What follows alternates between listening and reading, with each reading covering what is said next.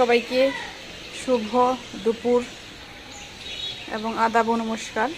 আশা করি সকলে ভালো আছেন। তো আমরা মা ছেড়ে ছাদে আসছি। সিদ্ধার্থকে স্নান করালাম কিছুক্ষণ আগে। স্নান করিয়ে তারপর ছাদে নিয়ে আসলাম রোদের মধ্যে। আজকে সকালে রোদ লাগানো হয় না, কারণ সে ঘুম থেকে উঠছে আজকে মনে হয় প্রায় 11টা বাজে, মানে 11:15 দিয়ে উঠছে। তো পরে তার রোদ লাগাই নেই, তেলটা মাখিয়ে রাখছি, পরে স্নান করাইছি, এখনই একবারেই নিয়ে আসছি ছাদে। না বাবা, তা আমি স্নান করি নাই, পুরোকে বলছি স্নান করার জন্য, পরে আমি করবো। ভাবলাম একটু রোদটা লাগাই আগে, তারপরে আমি করি। বাবা বাবা সে আবার ভালো ঘুমায়, সকালে অনেক লেট করে উঠে। যদি উঠে মাঝে মাঝে 7টা-8টার দিকে উঠে আবার ঘুমিয়ে পড়ে, পরে আবার যে উঠে বা 10টা, অনেকদিন 10টা, 10:30। আজকে একটু বেশি লেট হয়ে গেছে, মানে 11:15টার দিকে। টাইম দেখি নাই, মনে এরকমই হবে, অনেকটা লেট করে উঠছে। তো আজকে আবার অনেক দিন পরে বাবা আসছেন বাসায়। তো বাবার সামনে আসলে সরাসরি ক্যামেরাটা আমি ধরি না, কারণ ওটা ভয় লাগে। কারণ আমার বাবা কিন্তু অনেক গরম মানুষ, যেমন গরম তেমন নরম, শাসনও করেন বেশি, আদরও করেন বেশি। তো আমরা খুব ভয় পাই, এই জন্য ক্যামেরাটা ধরি না, সামনে কথাও বলি না। আজকে একটু ক্যামেরা ধরলাম, কিন্তু কথা বলতে পারি নাই। জিজ্ঞেস করবেন কী কথা বলো বা, এই জন্য আসলে মানে ক্যামেরা ধরে কথা বলি নাই। তো বাবা আসছে, কী দিব, বাবা আবার দুপুরবেলা ভাত খান না। বাবাকে কোনো দিন দুপুরবেলা ভাত খাওয়াতে পারি নাই, কারণ উনি খানই না।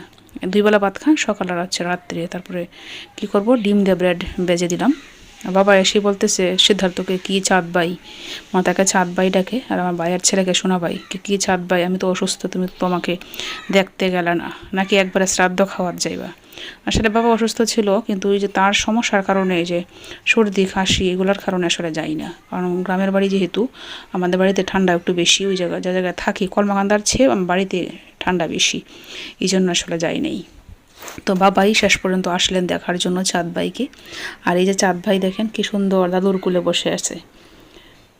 সে ঘুমিয়েছিল, বাবা যখন আসছে সে ঘুমিয়েছিল, পরে সজাগ হয়ে গেছে। বিকাল হয়ে গেছে, বাচ্চাদের খেলাধুলাও শুরু হয়ে গেছে। আমাদের সিদ্ধার্থ বড় হলে সেও যাবে খেলতে।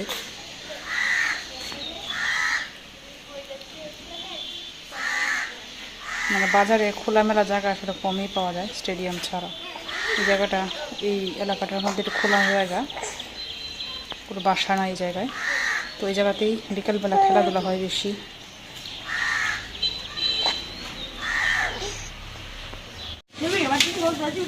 কি ধোয়া,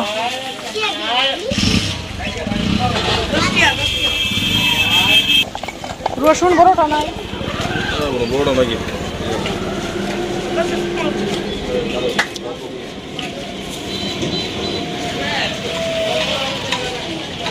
দুধা ফেলা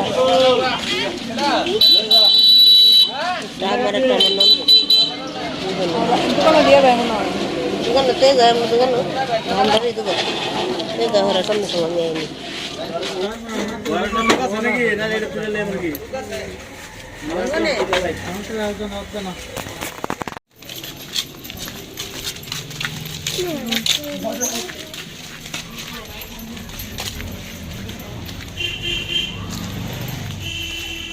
ঘরে বাজার নাই,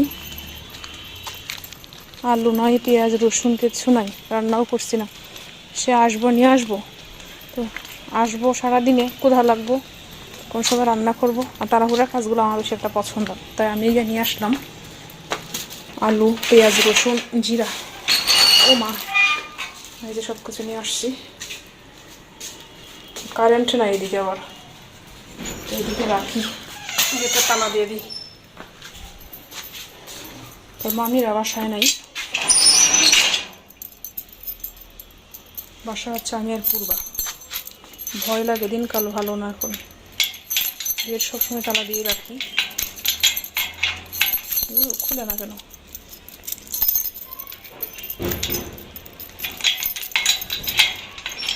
দিনে এই রান্নাটা করে ফেলি, রাত্রে রান্নাটা আমার বেশি একটা ভালো লাগে না। যদিও কারেন্ট নেয় না প্রতিদিন, এটা দিয়ে দিব।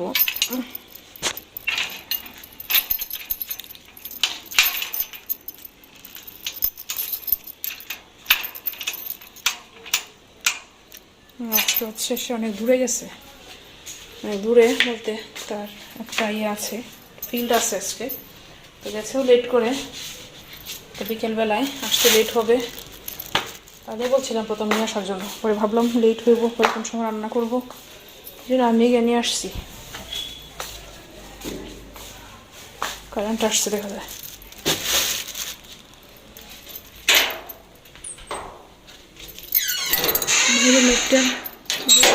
লাইটটা দিয়ে দিই, অন্ধকার।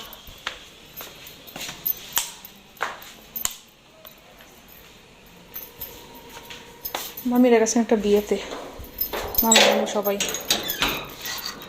আমরা এদিকে এখন আসলে এই চুরি হইতেছে খুব,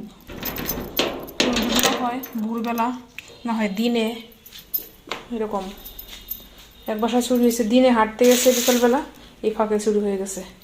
আর এক বাসায় হয়েছে তারা বিয়েতে গেছে রাত্রে, পরে শুনলাম ঘরের টিন খুলে নাকি চুরি হয়ে গেছে, অনেক কিছু নিছে, অনেক স্বর্ণপাতি, টাকা পয়সা। এই জন্য আসলে ভয় লাগে এখন। এই কোন লাইট দিলাম,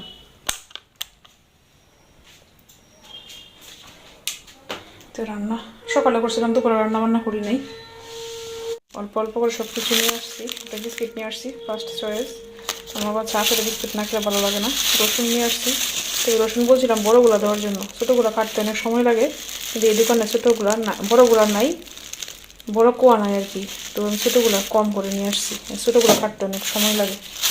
আলু নিয়ে আসছি 1 কেজি, ডিম, আর হচ্ছে এগুলো জিরা, জিরা নিয়ে আসছি, ব্লেন্ডার করে রাখবো। এগুলো কি হচ্ছে আদা।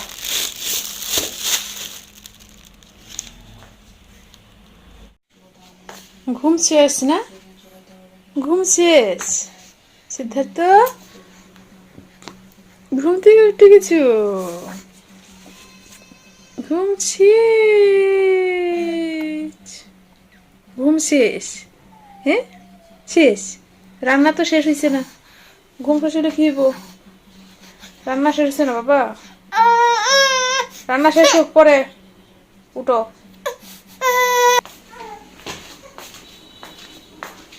এদিকে আমি রান্না বসাইছি, জিরা নিয়ে আসছিলাম, জিরাটা বাছতেছি, তারপরে ব্লেন্ডার করবো।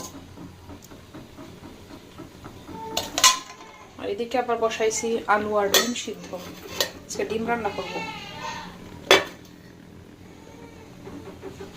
এদিকে সিদ্ধার্থ উঠে গেছে।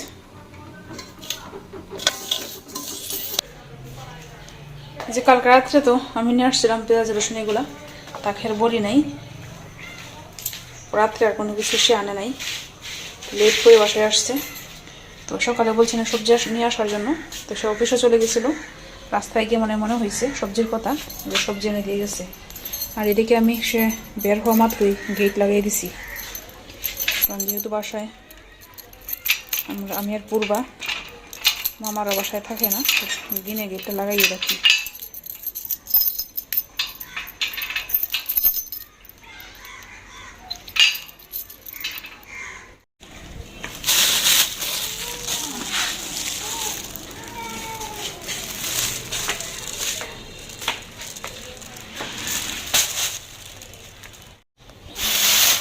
কি নিয়ে আসছে জানি না, দেখি।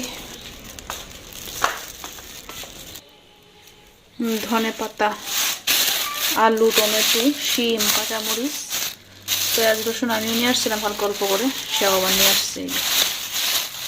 বলি না আমি যে নিয়ে আসছি, সে জানে না হয়তো, এই জন্য আবার নিয়ে আসছে। তো লাগবেই আসলে পেঁয়াজ রসুন, সমস্যা নেই, এগুলো তো নষ্ট হয় না আর।